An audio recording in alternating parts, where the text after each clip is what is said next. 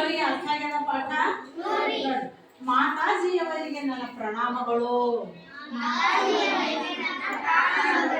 ಚಿಗುರು ಮೀಸೆಯ ವೀರ ಬಾಲಕ ನಮ್ರತೆಯಿಂದ ನುಡಿದನು. ಖುಷಿನಗೆ ಬೀರುತ್ತ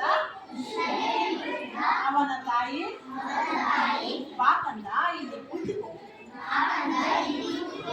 ಬಾಕಂದ ಇಲ್ಲಿ ಕುಳಿತುಕೋ. ಆಗಲಿ ತಾಯಿ ಎಂದು ಬಾಲಕ ಕುಳಿತುಕೊಂಡು, ಅಮ್ಮ ನನ್ನನ್ನು ಕರೆಸಿದ ಕಾರಣವೇನು?